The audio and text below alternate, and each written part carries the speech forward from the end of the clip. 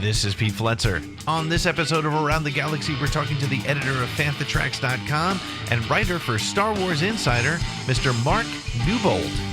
In general, with products and all the spin-off stuff, we've got a franchise and a fandom that's unlike any other. You're listening to Around the Galaxy.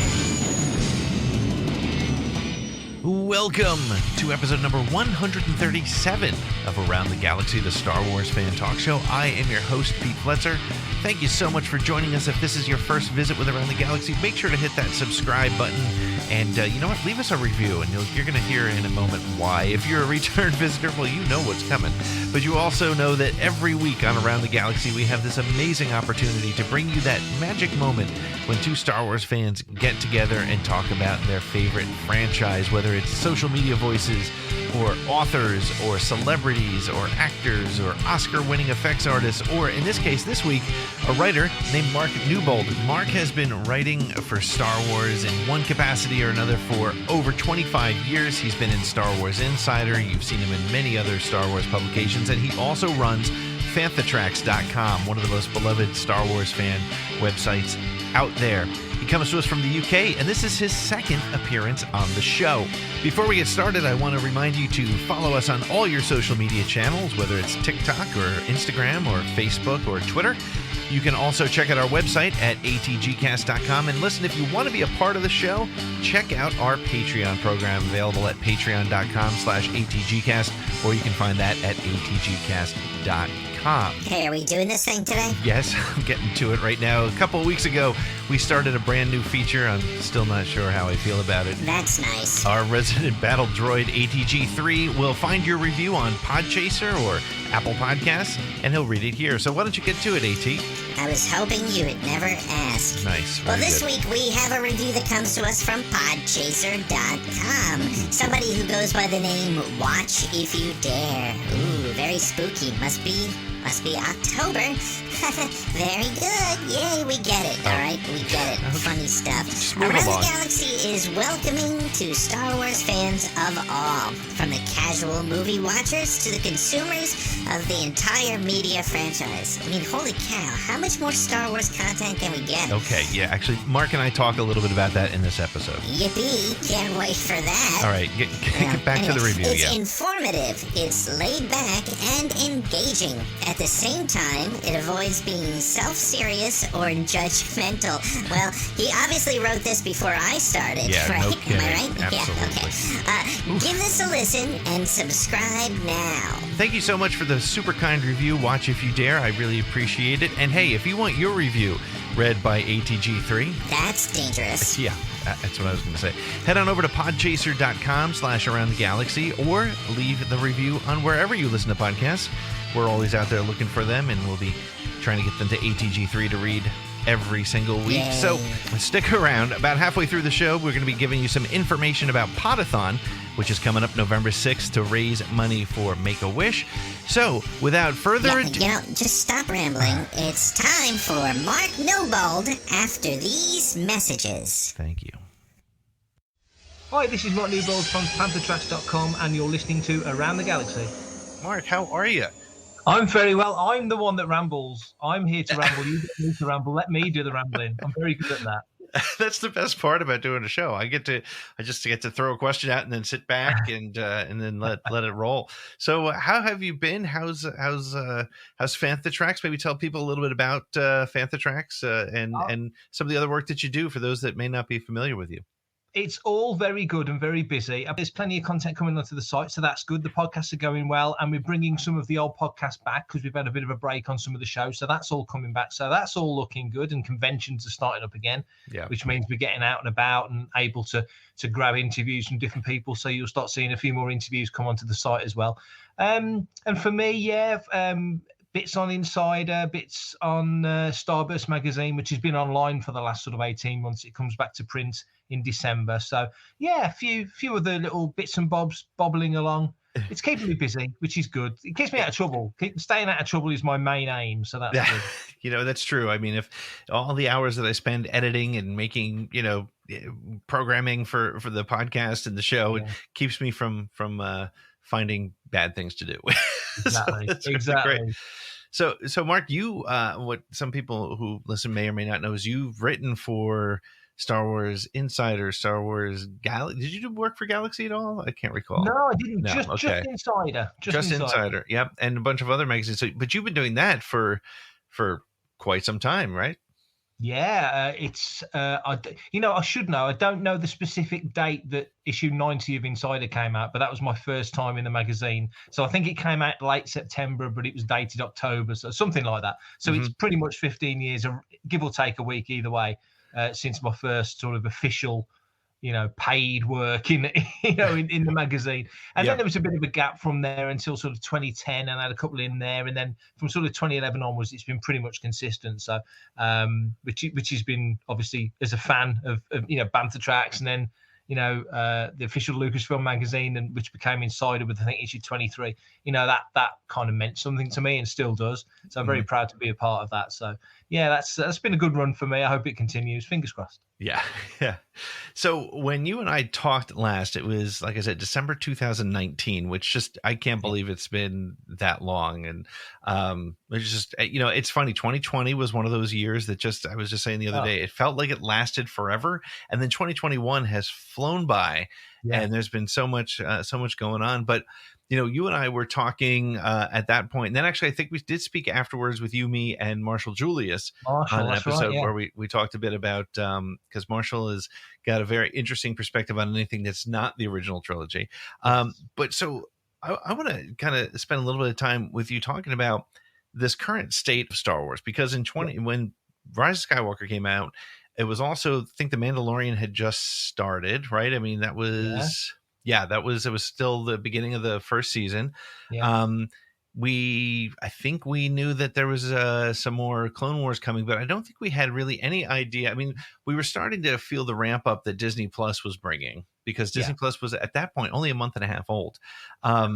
But so much content. And in fact, I don't think you actually had access to it. If I'm remembering correctly, you didn't have direct access to it. You were, I'm sure you weren't illegally downloading things or using alternate methods. No, not at all. Do you think I would do that? No, really? Not at all. I think you were you were getting the inside information just from people online. I'm sure that's it. But anyway, but we have come to this point now in Star Wars where, again, you've been writing for 26 years. I was back in doing Star Wars Galaxy in the 90s, and we grew up as original trilogy kids. We are in this spot now, this time of being a Star Wars fan, that is insane. I mean, it's crazy the amount of content. How do you look at it now as an adult who grew up with all the Star Wars, and now we have all this stuff available to us? How is it? Let's take Bantha Tracks out and covering it as an author for a minute, but as a fan, how are you responding to all of this? It's a weird one, because there has been this sort of not schism, but there has been this sort of thing where you've got older fans who have a certain expectation and newer fans who've got different expectations. Because if you're born after 1990, there's been Star Wars consistently ever since sort of Dark Empire, Heir to the Empire. So if you're anything around the age of 30 and below, you've had Star Wars constantly. Mm-hmm. I'm seeing it right now where people are watching the final Daniel Craig Bond movie going, this was the Bond when I was a little kid. Right. And these kids are like in their 20s and they're looking at Daniel Craig. They've never known another Bond. Right. So it is a different perspective on that. And it's a different perspective on Star Wars, I think, for, sort of older OT era people who came into it early days or right at the start. To get so much Star Wars now is still kind of weird, because we had so little and made so much of what we got. So, you'd have the 3 years between the films, you'd have one comic a month, you'd get a book maybe 2 or 3 times a year. It was a much less of a thing. And then once you got to the 90s, post Heir to the Empire, post Dark Empire, then Dark Horse picks it up and you're getting 2 or 3 titles a month. And Bantam are running with the novels, you're getting 3 or 4 books a year, probably more if you look back at it. Right. Definitely more. And then everything starts to ramp up. So it's not like we've not had a lot of Star Wars before, but as you just said, I can't believe it's that long since we spoke. Yeah. Disney Plus has taken off. I think I got it in the March. I think it was the Easter time of 2020, I think. Yeah. If I'm remembering right. I think that's right. When I hit, the UK. Yep. It opened up. So, and you see stuff before, so you want to stay on top of things. But then to have that at your fingertips, like you say, the 2 seasons of Mando, I could talk for ages about what's come out, Bad Batch and everything else. It is still weird. And I think the weirdest thing for me is when I was reading those comics as a kid, and I'm 50, so it's a totally different consumption for me of Star Wars now. When I was a kid, it was Star Wars was everything. Nothing else interested me. I would buy that comic and read it 30 times before the next issue came out and really intently read it. Now I read a comic once, I read it again to review it, and it's in a bag and gone. And I'm pretty sure most of those comics, unless I'm needing it for research, I'll write for the Spanish version of the Star Wars Fact Files as well. So sometimes I'm pulling stuff out to get information. Quite often, I'll never go back to that comic, not because I don't enjoy it. Right. If I was 10 or 11 again, like I was when Star Wars Monthly was coming out when I was a kid, nothing else would interest me. Right. But it's just such a different landscape now. So on one hand, I love it. But on another hand, there's a little sad part of me thinks there's too much coming at me. I don't have time to go back to it because, like yourself, you're running around the galaxy and doing other stuff. I'm doing Phantom and doing other stuff. There's not enough hours in the day. Right. You know, that's the sad thing. Well, you make it an interesting point that I hadn't thought of before, and I really like the concept is that we do talk a lot about the quote unquote the dark times, right? And so for you and I, it was 83 to 97, I guess it was, right? So that's 15 years but there was other stuff that had come out in that interim, and the point that I got from what you said was a really good one. I think it's Star Wars has really never gone away. I think we have this perception that it did, but it wasn't as mainstream. Like Star Wars is back to mainstream ever since The Force Awakens. Star Wars is back to mainstream, and they're keeping it there, right? Where it would have been, in years past, the trilogy would have ended. There would have been nothing in between. And we, at the end of episode 9, we'd be in a lull again, and we would be wondering what was happening next. But since December 15th, 2015, December, whatever it was, it's been nonstop things coming out. And so it is a little bit different, and to your point, sometimes it's a little bit difficult to keep up with. Do you find that you mentioned the comics, and I've said before on the show, I can't keep up with the comics. I would love to. It's just that A, it's not my style, and B, it feels like there's so much going on. I almost need to have a whiteboard with everything connected to it to make sure I can keep up with it all. Do you find that that it's you were saying it's a little bit too much sometimes? Yeah, I mean it's a fun problem to have, but definitely reading the comic. I mean, back in the 80s, comics was my thing. I was a Spider-Man reader when I was a little kid before Star Wars even came out. So I was reading the UK Weekly. So comics has always been something I've been sort of into and enjoyed. Yeah. So comics I find quite easy to keep on top of, even though there's a lot of them. And I've still got, there's still certain issues from the last Afro run I've not got to yet. The last run of Vader I've not got yet. I've still got Poe Dameron to finish off reading. So there are certain things that I didn't keep up with, which I need to resolve, because I really enjoyed that Poe Dameron run, the stuff that I'd read of it. But that being said, comics I'm not too bad with. Novels, to find the time to sit down and read a novel cover to cover, that's an investment of time that generally I find difficult because, like I say, I'm doing other stuff. So that's trickier. So what I tend to do with the novels is I'll read as much as I can of the novel, and then generally I'll dive into the audiobook and do it when I'm out on the road, because I am on the road a lot. So I'll be listening to it in the car, and just try and consume it as smartly as I can to get it down. Sometimes it is some certain books, it's just a skim read to get a sense of it. Because I suppose one advantage of doing the sort of writing that I do, especially with fact files, is there's a lot of research, a heck of a lot of research. And I happen to like the research. So if there's stuff that I'm not overtly familiar with or really know very well, I'm happy to just have a sense of it, to know enough. The Cliff Notes often is enough for me. But if I don't know it, they can go in, I can start researching it. And weirdly, that's when I end up reading more, is when I'm trying to find out about, this kind of droid, that kind of ship, this particular storyline. That's when I tend to get to it. So that's a sort of a regret, is that they're literally, I mean, most Star Wars fans aren't doing what we're doing. They're not doing podcasts. They're not running websites.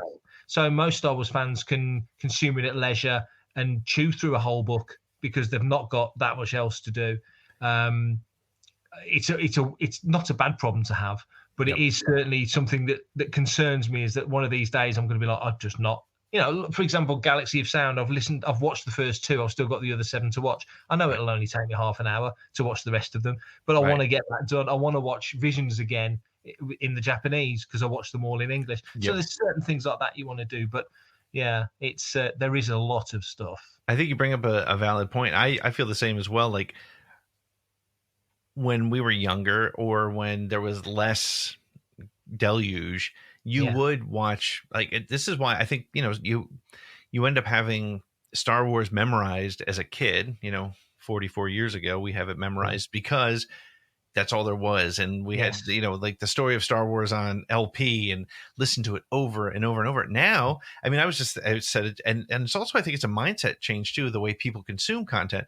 Like you, my plan was to watch Visions in both English and Japanese. Unfortunately, I've only watched it in English. I do want to watch it in Japanese, but I don't know when I'm going to have time. Yeah. And I just said to my son the other day, we were doing a Mandalorian Lego. I was like, we got to go back and watch The Mandalorian again. And he was like, nah, I don't know. And he loves it. He loved, like, every time, like, he didn't miss an episode the Friday it came out, but he's just like, I don't know, because like there's a different way to consume content. And I wonder what kind of long-term impact that has on the power of Star Wars. I think Star Wars isn't unique with that problem. I think it's going to hit all major IPs in that, like you say, because now, I mean, I'm a big Marvel fan, so to get your Marvel fix generally for the last 60 plus years since 1961 with Fantastic Four issue 1, you would read a Marvel comic, and that was where you were getting your story of the Fantastic Four, or story of the Avengers, or the X-Men, or whatever. And then we get to an era in sort of 2000 when you can do a really good passable X-Men movie, and then a pretty decent Fantastic Four film, and so on and so forth. And now we've got through the the first 4th, or we're into the 4th phase of the MCU, and now Disney Plus comes into play.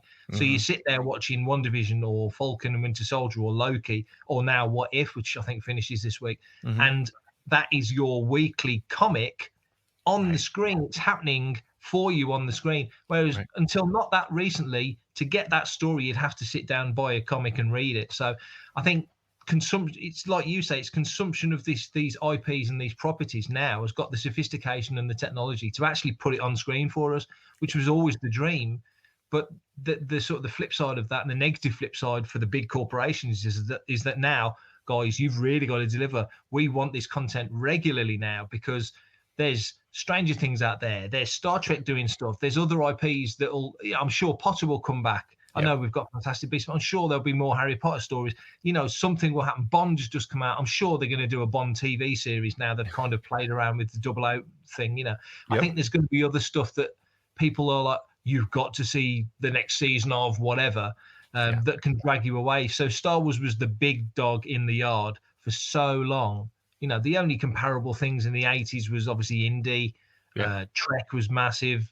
Back to the Future was big for a while. There was other IPs, and there's been other IPs that have come along and been sizable. Potter obviously is the big one, and Hunger Games, which you kind of forget Hunger Games was huge. Twilight was huge. Yeah, things come and go, but Star Wars has been the perennial. But now it's got to deliver constantly.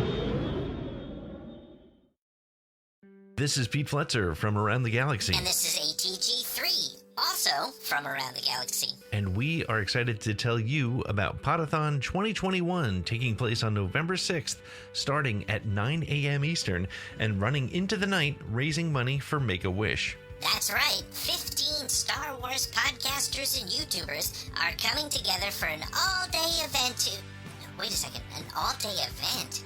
Are you kidding? How much are we doing? Well, I am one of the hosts, along with Scotty J. Rowe from the Bomb Bag Cast, so I'm going to be on and off all day long. I think I'm busy that day. November 6th? Yeah. I'm having my motivator service that day. Fine. It seems a little selfish, but fine.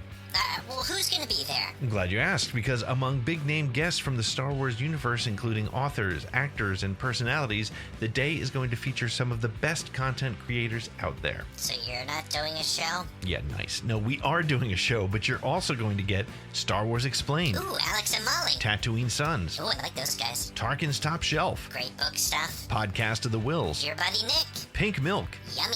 The Imperial Senate Podcast. Claire. Bombad Cast. Ooh, who are they? Beyond the Blast Doors Live. Remember them? Broaxium. Comic book guys. Geeky Waffle. Geeky what? Force Connect. Ooh, I hope Raven's there. Holla Chronicles. The Toy Boys. And Blue Bantha Milk Co. From Down Under.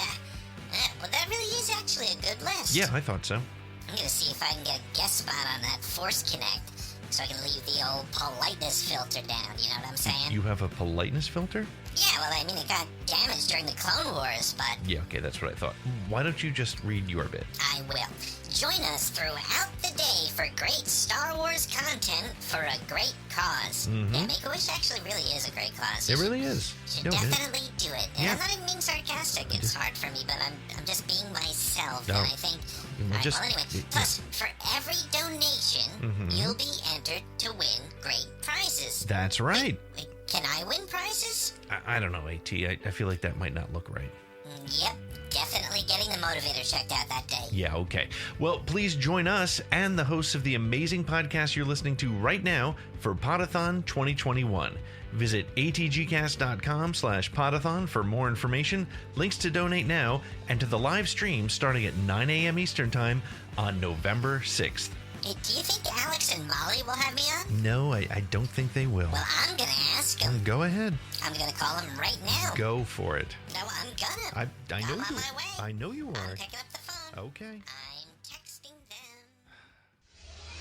This is Jason Fry. You're listening to Around the Galaxy. Do you feel, as a viewer, as a consumer of this content, do you feel now bringing in what you do with Fantha Tracks and your freelance writing and that sort of thing? Do you feel almost like does it ever become a job? Like does it ever become difficult to keep up with and almost overwhelming? To a degree, yes, because I always want to whatever I'm watching, I want to enjoy it. Right. And sometimes you get so caught up and wrapped up in things that you're watching things at the last minute, or you're skim reading stuff at the last minute, or you're chasing your tail to get reviews done because I know that's overdue. I'll give you a great example. There was a Star Wars Visions roundtable, really interesting roundtable that I was fortunate enough to be a part of. It was great fun and really interesting. And they sent me the audio. I completely forgot to edit it and put it out as an episode. So now I'm thinking, well, I've already done the Terrifying Tales one. I've got to go back and do the Visions one. And how foolish is that? How stupid of me to forget that. I don't normally forget stuff like that. I'm pretty good at keeping tabs on important things like that. So there's moments when things that are, I'm in a very privileged position to be invited to be in a round table anyway. But to forget to put it out is kind of, really? Me? Yeah. I don't normally forget stuff like that. So, and I looked at my list of to-dos, and it was ridiculous, the list of to-dos. So, and that's a pressure I put on myself. I'm not getting, nobody's going to shoot me in the head for not doing it. But, I've got to kind of, and I'm sure you're the same, there's a kind of a professional pride. It's not professional, but you know what I mean. You want to do these things properly. So there is a pressure there, but I never want to get in the position where I'm sitting down when something of high quality like Visions comes out and go, right. I'm going to sit in my sis for an hour. I could be doing something else. I don't ever want to get to that stage with Star Wars because, like you say, I think because I don't write about Marvel very often, occasionally, ironically, I've just written an article for Starburst all about the new Doctor Strange film, but the multiverse. But it's quite rare to do non-Star Wars stuff, so it's enjoyable when you're doing non-Star Wars stuff. I don't ever want to be at the stage where I sit down to watch or review a Star Wars thing and go, this feels like a slog. This is a chore. Yeah. I don't want the fun to ever suck out of it, which it hasn't, thankfully, so far. But sometimes it can be a bit much. I think with the social media world that we live in as well, there's also a bit of pressure to watch it fast, watch it early, because of the fact that things get spoiled and things. I mean, it's just there's the pressure to keep up, but then there's also the pressure to kind of stay ahead, especially for people like you and I, who we as you said, there's this professional pride in being a source for that kind of content. Yeah. But to your point, it's interesting to hear you talk about, you don't want it to become a slog. I always think about my dad. My dad used to play bass guitar in a band. That's where I get it from. And I know you're a bass player too, so good on you. I mean, but I remember my dad was a bass player and he did the bar band scenes. And, one night he was packing up his gear after a bar gig and was like, you know what, this isn't fun anymore. And he just stopped. And I always respected that. And I always loved that. And I always keep it in my head too, that like, I want to be careful that Star Wars doesn't become that, well, I guess I got to watch this morning kind of thing. Cause that's not where I want to be. Yeah, exactly. Yeah. And thankfully the stuff that we've got so far has been so engaging, for the most part anyway, that it's not approached that. Yeah. It's the weight and the amount of stuff that's come out sometimes that is the hard part. The fact that we're getting it is wonderful, because there was periods of time where we thought, are we ever going to get any more Star Wars? I know it's going back a stupid amount of time, but when Jedi came out, I thought, well, that's it. I was only 12. I thought, well, that's it. That's Star Wars done. And I've spoken to people when they've said, if they hadn't have done more stuff, there wouldn't be, for example, a Fantha Tracks, or there wouldn't have been a Jedi News or whatever. Mm-hmm. And I disagree. I think there would have been. I think Star Wars was always interesting enough that people, guests from the films would have still done conventions. Those actors would have, Harrison Ford would have still gone on to have an incredible career. There would have been things to talk about. There would have still been Star Wars stuff coming out, not to the level that it is, but I think we would have still had a site and an interest. It wouldn't be to the level that it is, but it would have still been there. And I think if you were really keen on it like we were and didn't really leave it for that long, we ebb and flow. Sure. I say that the 80s for me was all about Marvel and DC. The 90s was mostly about Star Trek for me. Yeah. But Star Wars was always there in the background. And then since the special editions, then it just went straight back to the top of the pile and it's stayed there ever since. Yeah. But I think we'd have still had stuff to talk about. Yeah, no, I think you're right. I think because you think about that I guess it was the 90s when I was doing when I was first getting into the writing bit, and Star Wars was at Star Trek conventions, but Star Trek had the films coming out. They had the Next Generation. There was always the classic Star Trek, and to that end, that would have been where Star Wars might have been at this time now, right? We would have had a few things. Ewoks and droids probably would have elevated a bit itself in its value, but it's and as we were just talking a little bit about the potential overabundance of Star Wars, and again, this is a curse I will take, right? I would love to have more Star Wars than I can keep up with. This is an amazing situation. Tell me about what your thoughts are on what I think is sort of an experimental year next year for Disney Plus. If you look at, you'll have Book of Boba Fett bleeding into 2022. You'll have Andor. You'll have Kenobi. You'll have Mando 3, and maybe Bad Batch 2. Bad Batch 2 is definitely next year, right? You have 5 major tentpoles of Star Wars content coming out in 1 year. Do you think Disney's kind of just like, this is an experimental year for them, or do you think that they've already, nobody's got it all figured out, of course, but what do you think is their approach on this?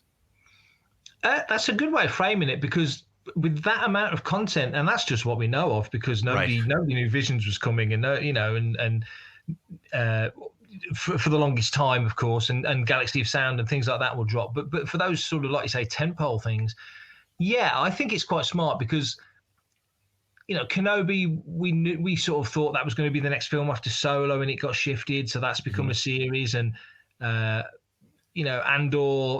being a Rogue One prequel in the I know this is the calendar year of its 5th anniversary, but kind of next year is it sort of rolls on, so that's a smart move. It's so much stuff. They are. I think Disney as a company are looking at their Marvel output and their Disney output, or rather their Star Wars output, and thinking, well, you can kind of play one off the other here. Mm-hmm. I'd be surprised if you had an overlap or a massive overlap between these massive tentpole series, or certainly one will be Wednesday, one will be Friday, kind of thing. Right. For Star Wars, it's a non-movie year. I mean, the next movie is 2023, so that's worth bearing in mind. I don't know when the next celebration will be after Anaheim. Hopefully back in London. It's long overdue. So fingers crossed it'll be 23 for London. They are making Rogue Squadron here, so I can see some logic there. Bad Batch went down great. So season 2 of that is a bit of an obvious one, right. And I was very, very impressed with Bad Batch. I know some people weren't so impressed. I really enjoyed it. But yeah, to think of it as an experimental year, when has there ever been that much Star Wars? There's never been that much Star Wars content. We thought we were getting a lot when we were getting, a season of the Clone Wars every year, and wow, 20 episodes of the Clone Wars or whatever it was. Now we're getting this regular and different content in different eras as well. So Ahsoka is going to be, when that comes out, sort of the Mando era, and but we're getting another season of Mando first, and we're looking into 23 now, because you're thinking, Rangers of the New Republic, if that still happens, and the Acolyte and all that stuff. But next year, everyone, I can't even conceive right now of the attention that Ewan coming back as Obi-Wan Kenobi will get in the wider press. Right, it's going to be huge. He just won I think he just won an Emmy or a Golden Globe, didn't he? So he's, he's a major award winner now for was it Halston? Was it the show that he did? Yeah, Halston. Yep. Halston. Yeah. So so that elevates Ewan even higher. That's going to get great attention. Andor, I think to my mind anyway, the way I see social media and perception of what's come out so far, to me it feels like Rogue One is the gem. In the wider perception, it seems to be the one that has sort of become more beloved, if you want to put it in those terms, over the sort of the years. So that's going to gather a lot of attention. As you say, Mando season 3, with season 1 won a lot of awards and did very well. Season 2 won felt like all the awards and did incredibly well. So season 3 has got a heck of a lot to live up to, and I don't get the sense that they're feeling the pressure, which tells me that it feels like they feel they've got it in the pocket, which is a good thing. Yeah. So that's going to be very interesting to see where they take that. No, you're right. I think to cope with all that content next year will be a glorious sort of scheduling problem. That I think we're all going to be up to the challenge, because I know on Fantha we'll want to review everything. We always do a group review, so every week we'll like a group review of the latest episode of whatever, and we'll get that done. And there's a whole bunch of writers that help us with that. And we talk about it on Making Tracks, and we talk about it on Good Morning Tatooine, and so that we're going to be so busy. And there's conventions are going to be back to sort of where they should be by next year. So most weekends, or every other weekend, certainly here in the UK, we'll be out at a show. It'll be London one week, it'll be Manchester the next, it'll be Birmingham the next, it'll be Newcastle the next. We'll be all over the place. And trying to stay on top of covering that will be a challenge, and we're going to need to pull other people in to make it work. But that's a great problem. That's a great problem to have. So yeah, but I like the way you frame it. It does feel like, in that sense, quite an experimental thing. If they all stick the landing, then I think you'll see that every year.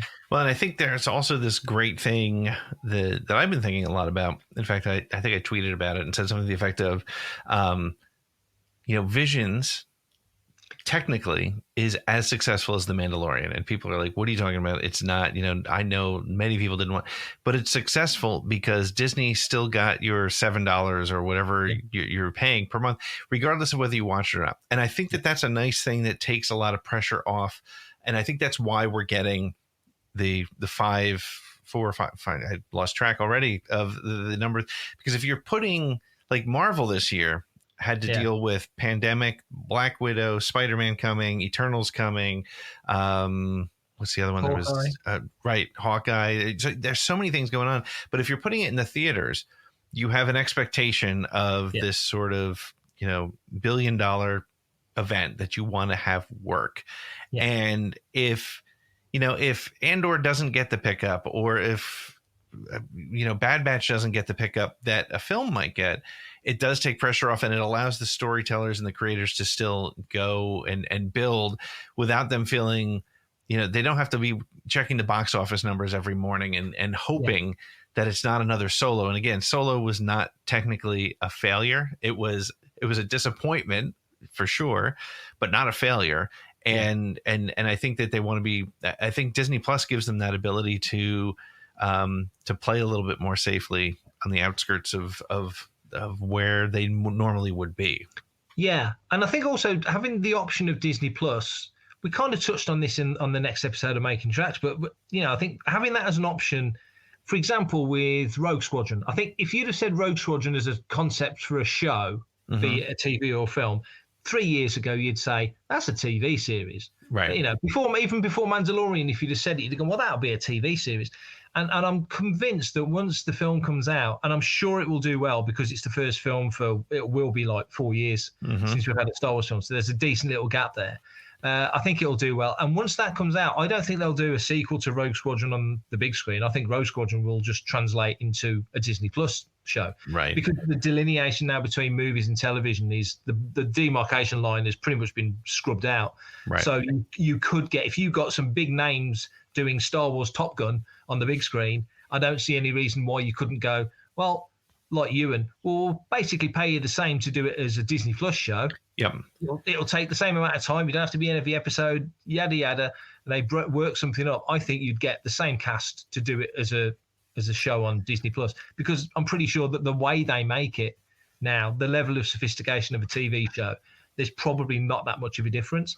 And you've got to assume that, they'll be using a volume to do a lot of stuff. And, it's fairly internalized the way they shoot it. So it's a lot more achievable for a lot of actors with these sort of stagecraft stages cropping up. There's one in Australia, there's one at Pinewood, there's one on both coasts of the States. You can only imagine there'll be more appearing. Probably you think there's going to be some in Eastern Europe because they do a lot of filming over sort of Prague and over that way. So you kind of think Canada. So you think there's a lot of places where they'll put these stagecraft stages. Actors can go to one location. It looks like they've traveled the galaxy, but they've walked from the trailer to a stage and it looks amazing. It becomes a lot more achievable. Ewan said it, it's great. I can go home at the end of the day. Yep. It looks like I'm in the desert. I can go home at the end of the day. What actor's not going to want that?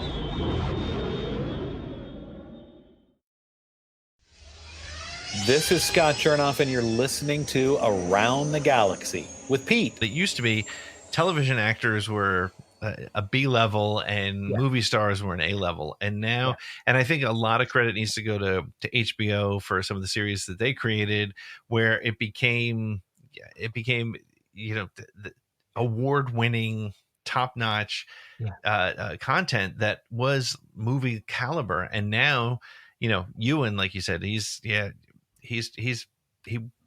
done television, and he's going to go back to Kenobi, and he's going to bring that back. And you even look at Mandalorian, and you can even see, I even see a difference between season 1 and season 2 as far as the quality of the use of the volume and things like that. And it's just only going to get better. Yeah.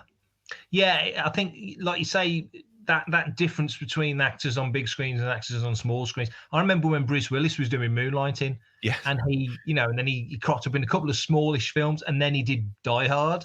Right. All of a sudden, he comes back to television to finish off Moonlighting, and it was like, wow, it was a big deal. And you kind of rooted for the guy because this was a television actor making it big on the big screen, and then he goes to have that amazing run that he had on the big screen. Will Smith was the same. He's seen him doing Fresh Prince, and then he turns up in Bad Boys, then it's Independence Day, and he's off to the races. So, there was a thing, whereas now, Kate Winslet doing Mayor of Easttown, you don't bat an eyelid. Nicole Kidman doing every other sky drama at the moment, you don't think anything of it. So, like I say, that difference, that demarcation, I think has gone. And certainly, the thought of ILM doing television, I know they did a few stock shots for Next Generation years and years ago, and they've done adverts all the way through. But now you look at ILM's slate, and they've just worked on Y: The Last Man, and they're doing all the Star Wars stuff. They're working on Marvel and DC big screen movies, but they're also doing small screen stuff as well. They've worked on Hawkeye. So, the difference now is negligible because the quality of a big screen, that you could put the Mandalorian on a cinema screen and it would look just as amazing. The quality, the technical competence and everything, there's no difference now. So it's just the way we consume the media now as opposed to the media itself, I think. Yeah, and it's interesting with the pandemic and the same day releases and things. I was of the mind that I felt like we were going to see that more regularly, and that the cinema was going to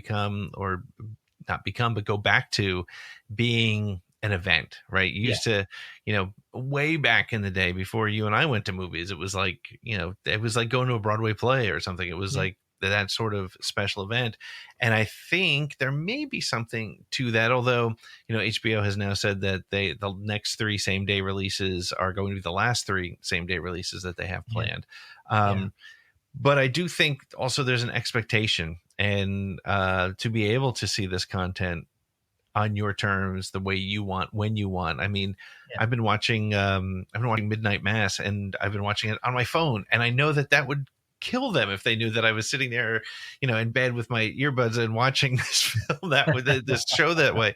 But it's how you want to consume it, and it's customer choice, right? So that's a great point, because I've got Disney Plus on my phone, I've got Amazon Prime on my phone, I'm a wrestling fan, so I've got WWE Network on my phone, and not often, because my wife likes to talk, but sometimes I'll be in bed with the headphones on and I'll watch stuff, or I'll start watching it downstairs, or start watching it on the laptop, and then I'll finish it off on the phone, sometimes, not often, but sometimes. So yeah, you're right. And some people, I mean, my nephews, I've got 4 nephews and a niece, and they are just constantly watching stuff on YouTube. Most of the stuff they watch is stuff on YouTube. So it is literally, it's, I don't know, it's the Fast and Furious logic of living your life a quarter of a mile at the time sort of thing. They're watching clips in like 5-minute clips, and after 5 minutes they're like bored. Next one, bored. Next one. So it is a different way of consuming media. And I think also, just to go back to your point about how we watched stuff back in the day, and there was so much less of it, and because Star Wars was so far ahead of the game, so far, technically, just in every measure, it was just ahead of everything else. Nothing ever really caught up with the OT. Right. I think by the time you get to the prequel trilogy, then technology is caught up for other companies, and it's comparable. And now you've got to go on the strength of your content more than anything, because a lot of shows look amazing. But to sit and watch these things the way we do it now was just inconceivable. Absolutely inconceivable. So it is just a totally different sort of field of play.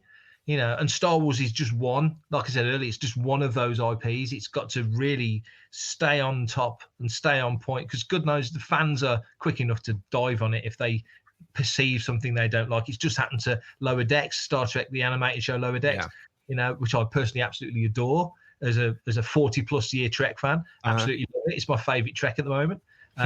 People didn't like it.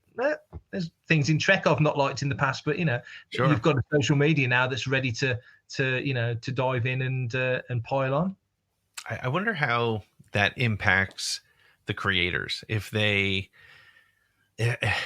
worried about making something. I mean, and everybody's going to tell you no, they're not worried about it, but 40 million comments on something, it means something. And I've heard, one theory is that one of the reasons why Ryan hasn't rushed back to Star Wars and took the opportunity to do his Knives Out, first of all, the amount of money they threw at him, of course, I would take that as well. But I think, just dealing with that as a creator, just this, because like you're saying, with IPs like Star Wars and Star Trek and Bond and Potter and all those, Marvel, the fan expectation is so higy that it must be, you have to be in a special mindset to do it. And why can't I think of her name? The woman who's doing Rogue Squadron. I can't think of her Patty name. Jenkins. Yes, Patty Jenkins. I mean, she's coming off a Wonder Woman movie, which was both met with amazingly positive response and just ripped it apart. And now she's coming to Star Wars, which I don't know if she's been paying attention, but Star Wars fans can be brutal. We had a thing this week on social media where somebody, and this is what we talked about in Making Tracks, so if you listen to Making Tracks, I'm going to touch on something we mentioned in tomorrow's episode, but Chloe Zhao, who's just directed Eternals, obviously won the Oscar for Nomadland. And somebody said that she's expressed an interest in doing Star Wars, and basically said, I can't say too much, but yes, I love Star Wars. Right. And somebody said, I think she should be sent to Star Wars boot camp directs an episode of The Mandalorian before she goes anywhere near a Star Wars movie. And at first, my instant reaction was, well, wow, hang on, she's just won an Oscar. Marvel thinks she's good enough. Marvel are the big players now. Yeah. You could confidently argue that Marvel as an IP has overtaken Star Wars. No, Star Wars in general with products and all the spin-off stuff, we've got a franchise and a fandom that's unlike any other. But in terms of guaranteed hits at the box office, Marvel's pretty bulletproof at the moment and on Disney Plus. So if they trusted to do it, and I'm not hearing anything negative at the moment about Eternals, it's from what I'm reading and hearing, it's sounding pretty solid. Why would you want to put her through boot camp? But then we sort of talked it over on the episode, and Mark had got a sort of an opinion of, well, actually, maybe there's some merit to that because Star Wars is unlike any other franchise, and he's absolutely right, it is. So, but by the same token, when you go back 6 or 7 years to, I think it was the first Anaheim celebration where Kathleen Kennedy brings on stage Gareth Edwards. In half an hour, it's Gareth Edwards and Josh Trank to talk about the Star Wars story films. And of course, the whole thing with Josh Trank kicked off and they said he got a cold, but they never brought him out. And things happened as they happened. Of course, we know all about that. And Gareth comes out and talks for an hour about Rogue One. The perception was that Lucasfilm wanted hot, fresh, young, new directors with new visions to come in and bring their energy and enthusiasm and tell Star Wars stories. And you could argue that didn't quite work out because Gareth, obviously Tony Gilroy, was it? Came in Tony and Gilroy, yep. Green shoots on Rogue One, and obviously Lord and Miller moved off Solo, and Ron Howard, what more safe pair of hands could you wish for than Ron Howard? Right. Comes in and steers Solo home, and they've had issues on a lot of the films. And you mentioned Rian Johnson. Rian Johnson goes and makes Knives Out for pennies, gets that cast together and makes 350, 400 million worldwide. Nobody saw that coming. So he's on a guaranteed. He's got the guy that's just left Bond is his star. So great for Daniel Craig, absolutely great for Rian Johnson. He made $1.3 billion at the box office, making Episode 8. Right. Why? Looking at it from the point of view you've just said, why would you want to go back to that and risk not? If you don't live up to that, if you don't make the same money or get the same reaction from the fans, positive reaction, because there's plenty of negative obviously around that film. Sure. But you get the same positive reaction, you've lost. And to your point about Patty Jenkins, Wonder Woman 1984 didn't do well at the box office, didn't do particularly well in terms of reviews. She's coming to Star Wars. It sounds like she's got great ideas. But if that's not, but what's the expectation level for a Star Wars film now? You think Rogue One did just over $1 billion. I think Rise of Skywalker just nudged it at the box office. Yeah. Solo did 400 million. Well, that's probably half of what you'd expect. When Solo was announced, I said, well, that's Ragnarok money. That's going to be about 800 million, you'd think. I don't see this doing $1 billion, but I think 800 million, everybody would go home happy. And it did just over half of that because you could list a whole plethora of reasons why. It's a snake pit to walk into. I can see why certain actors, directors, crew members would go, no, I'll go and do this job instead because the fandom can be quite incendiary. Yeah. Well, it's interesting too, and I think that might be one of the things that is making that's evolving. I think from this large amount of Star Wars content that's coming out is the fact that when there's an expectation because there is 44 years of history, and the most successful Star Wars or the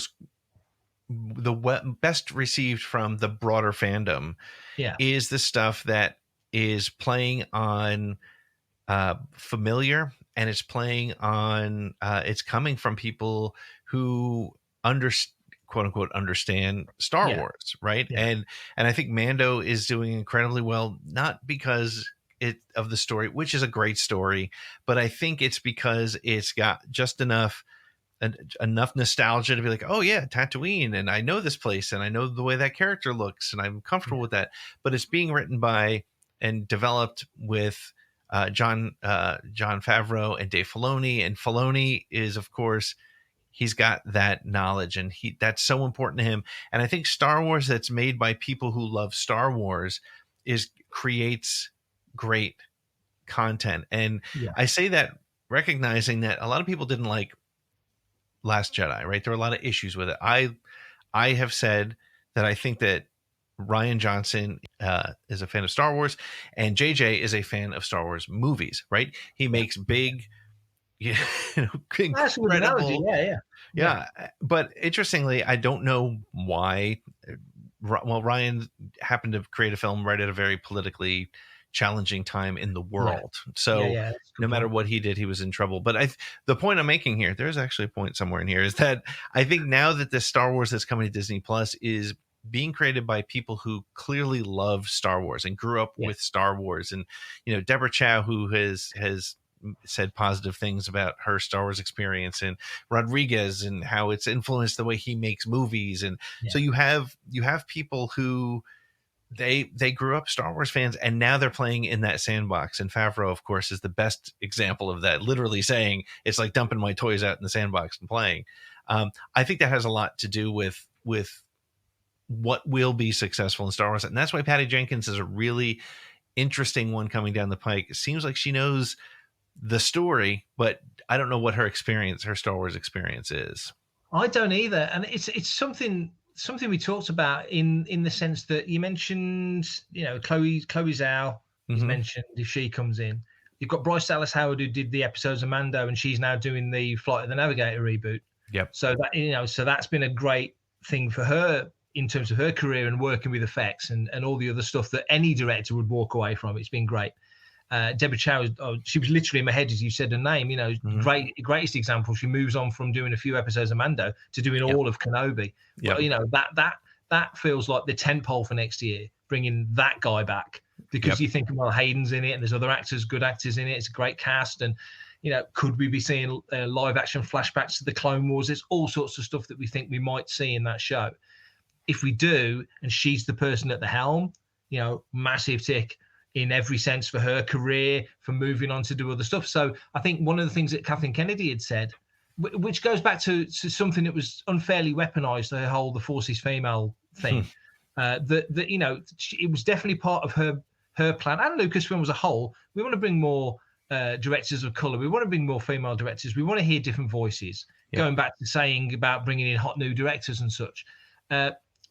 It works to a point if the people involved are, like you've just said, you've got to have that love of Star Wars. You've got to kind of get Star Wars, because anyone can, it's the old cliche of like anyone can walk around in an AC/DC t-shirt because it looks cool. Everyone wants to wear a Maiden t-shirt with the Killers album cover on because it looks cool, or the Motorhead logo. You know what I mean? There's all these things that that become part of fashion, but you actually dig into it and it's like, you might know 2 songs and that's it. Well, that doesn't make you any less of a fan of the band. Right. But there's levels of getting it. And that's a very subjective phrase in and of itself, getting it. But you know what I mean? It's, if you're I go back to Chloe Zhao. She said, I love that thing. I loved it as a kid. I was into it as a kid. She was born in China. So, it's a different experience right there. It's a different experience. So she'll have consumed it in a totally different way, but she loves it. So if she can come into it with all her technical prowess, all the stuff that she's done, she's already won an Oscar, she's done a tentpole film before. She can bring all that and pull it together like Favreau did, in a different arena. But if she can do a similar thing to that, then everybody wins, don't they? We get great content. Lucasfilm are happy because there's new voices coming in. Chloe Zhao's great because it's on a CV. She moves on to something else if it's a hit. But like you just said, you've got a fandom that they're very quick to hop onto stuff that they don't like, and will but again, going back to Ryan Johnson, 2017, what a year that was. Not just in the States, all around the world. It was just a weird year. Let's hope we don't have any more times like that in the near future. But then who could have predicted what we've just gone through? So you just don't know what's around the corner. You're 100% right. And you know what? I think it's you were making a great point too about I think the way it gets reported is that Lord and Miller, they were making it too funny, right? That was sort of the quote, right? It was too humorous. It wasn't. But the reality is, I think to me, it's more about, can you find the ability to make a Lord and Miller Star Wars movie, not a Lord and Miller movie, but a Lord and Miller Star Wars movie? And I think that's, that's I think why having those different directors in Mando is good, because to your point, it is a proving ground, and Spielberg should make a Mando episode before he makes a Star Wars, right? Just to make sure that honestly, it's real time market research for Lucasfilm, right? What's the reaction? Do people feel like he got it? Does it feel like it was an effective Star Wars story? And there's your big plus to Disney Plus is it's this lower risk opportunity to still create stuff that people want.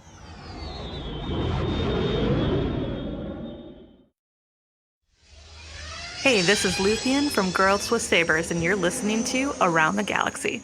We were talking that there is a lot of content coming, but I think there's a lot of really good content of all the stuff that we know of. And you made a great point. There's going to be things that are going to drop that are going to catch us off guard and not be prepared for.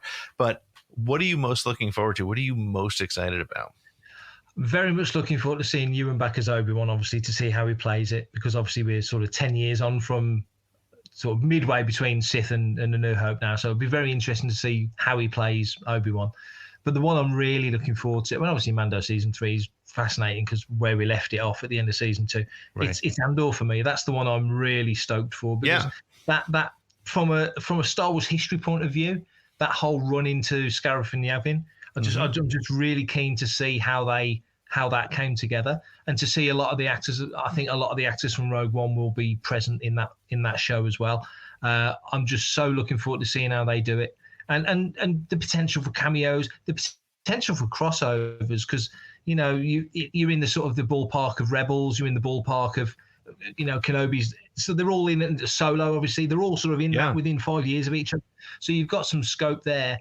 I'm very curious to see how that all gets played out. So for me right now, I think Andor is the one that is lighting me up the most. That's the one I'm really looking forward to. That's excellent. It's funny. I've said this before. Every single thing that's come out for Star Wars since Disney purchased Lucasfilm, other than Force Awakens, I was like, yeah, okay, that sounds good. I mean, I'm a Star Wars fan. I'm excited, but I was kind of like at that medium excitement level, and then it comes out, and I'm like, okay, they definitely, there's more to it. They've thought through it more than. That's probably why I'm not writing screenplays, because but it, even I Mandalorian I was excited about, but I was like, it's sort of knockoff Boba Fett, and let's see what happens. And love it. And Bad Batch, even I was like, do we need? And I really enjoyed that. And I know, to your point, not everybody did, but I thought the underlying things happening in Bad Batch are amazing. And again, as that sort of OG fan, seeing things like Mount Tantus and the changing of the guard from clone troopers to stormtroopers, that's much like Andor. That's the stuff I want to see. I want to see more of. Totally. Of that sort of conversion again. And that is the amazing thing. And the last thing I think we can hit on is, for all the people who feel slighted that, and I understand it, and I've said it before on the show, I totally understand people who feel like, well, they took all my stuff and they relegated it to Legends. It's no longer canon. I gave all my years and so I understand that as an issue. But what I love, and I'd love your thoughts on, is how they're bringing that stuff back into the stories. Yeah, it's very clever and it's judicious. And I think Matt Martin said it on Twitter, comfortably 5 years ago, if not longer, how all the stuff that you love is stuff that we love.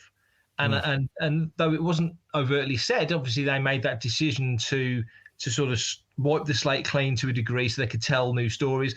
And I think it's a business. It's show business. It's not just a creative decision.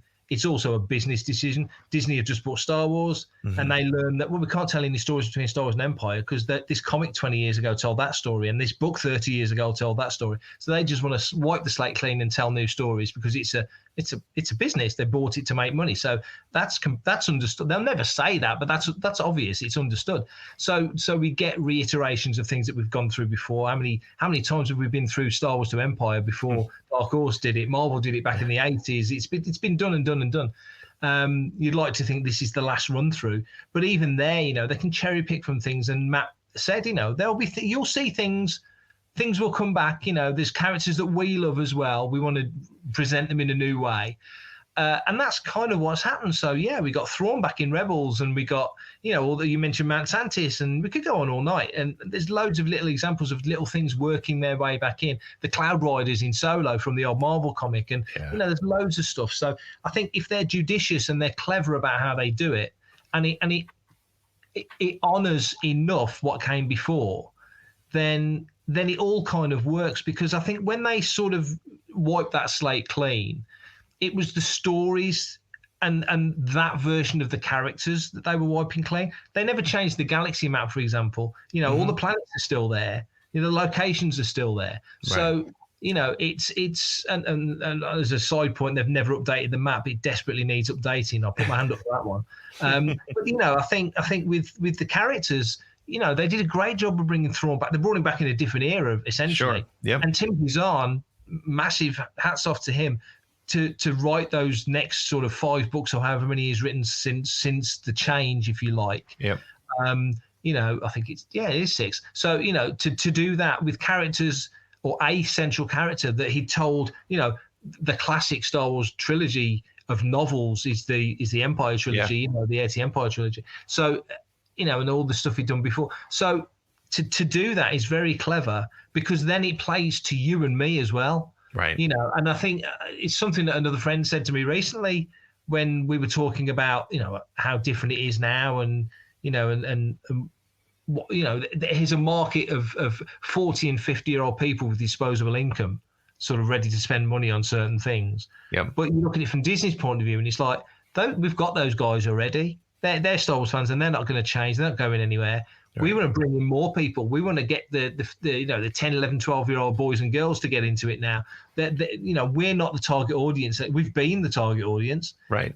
And the fact that we still love basically kids' television and films is great for Disney and lovely for us. But we're not the people they're aiming this at anymore. Right. The fact that we love it and get it is very much a bonus on both sides. So I think you've also got to kind of work that into the logic as well. But so going on that, a kid who's just got into Star Wars now will know nothing about Thrawn being in it before.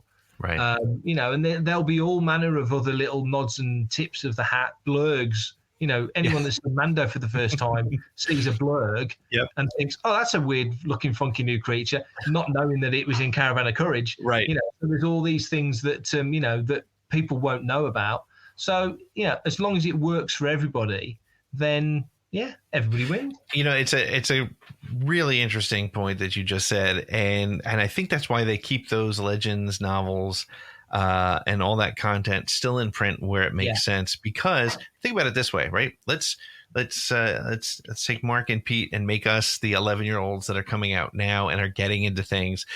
We would, as soon as our dad would say, "Oh, Thrawn's been around for 30 years," I'd be like, "What?" And I'd go out and I'd buy those books, and I'd buy Heir to the Empire and Dark Empire, and I would get into that whole thing, and again, it would become like a history lesson to me, right? Yeah. And it's so not getting rid of it makes sense. And again, I think they have really done a great job, and I thought Marvel was the first to do it incredibly well.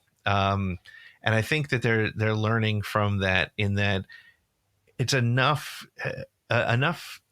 little things to sort of be like, hey, you read that comic book back in 2017. Here's a little nod. Kanan at the beginning of Bad Batch was great. People complained about the lightsaber. I get that, but otherwise, there he was. That was that guy. And if you start Star Wars on Bad Batch, one day you're going to find Rebels and be like, oh, that was that kid from Bad Batch. And that's amazing. And I love that that's where Star Wars is going, and telling stories this way is so much fun. Yeah. The synchronicity, when they get it right, like you say, it's fantastic. And again, going back to something we were saying earlier, some people have time to read all the books, read all the comics, and really nitty gritty dive into them. If we weren't doing all the other things we did, maybe that's something that we'd do. I know some people will watch certain shows and make notes, which I think is a great idea, and it's something I wish I'd done with certain shows along the way. But as it stands now, especially looking ahead to 22, we've got Book of Boba Fett. We'll get one, maybe 2 episodes this year, but really that's a 2022 thing. Yep. Once that starts, then you really are kicking off the year of Star Wars, like you say, and also they'll start filming Rogue Squadron next year, so we'll start hearing stuff about that, and you'll get drip-fed bits about that, and then Patty Jenkins might turn up at Celebration and do a panel. Just like Gareth did, and just to give us that anticipation and hype, because Star Wars now really feels like it's got its gears up and running for television. Yeah. Obviously, the pandemic's put things behind, and Disney Plus getting up and running and such. But Mando's been such a massive hit. Disney must be all in now, for getting these new projects going. So I think next year is going to be phenomenal. Yeah, it's and Indiana Jones. Indiana Jones. Yeah, Matt just mentioned he's excited to bring his to share all this stuff with his son and Indiana Jones, and it is a ridiculously good time to be alive. And so anytime I see anything negative, I'm just like, just move along. It's fine. I've said this 1,000 times, and I think you'll appreciate it as a guy who likes similar music to me. Like, I may not love the new Iron Maiden album, but the fact that it comes out and people are listening to them and they're going to tour as a result, it's a win for me. I don't have to love it, but I do really like the new Iron Maiden. It's a really good album, isn't it? Yeah, really good. Yeah, it's not right that they can still make amazing albums all these years later. So. Mark, thank you so much for hanging out. This was great. I'm sorry it took us almost 2 years to get together again, but I'm so glad you came back on. Tell people where they can keep up with you online. Yeah, if you want to follow me on Twitter, I'm at prefect_timing. Prefect is in Ford Prefect, so it's that hitchhikers thing that you mentioned earlier. Anywhere else, though, at Fanthatrack. So all the social medias at Fanthatracks. And if you want to grab some Star Wars news, then, like I say, head over to the site, fanthatracks.com. And then Starburst Magazine back on the shelves in December. If you're Spanish or Spanish reading, then Star Wars Fact Files, that I've got stuff in that. And, of course, Star Wars Insider. So, busy as ever. Awesome. Well, Mark, thank you so much. This was great. I look forward to talking to you again much sooner than this last time. Definitely. Anytime. Well, that wraps it up for this episode of Around the Galaxy. Why am I reading this? Okay, fine. Around the Galaxy is copyright 2021 Pete in the Seat Studios. That's a silly name. Our music is brought to us by the band Silver Colored Knob. Really? Silver Colored Knob, whose music can be found on Spotify, iTunes, or wherever you find music. Don't forget to follow us on Twitter at ATGcast, and go to our website, atgcast.com, for merch and links to our, Patreon? Alright, Patreon, atgcast.com. I'm out of here.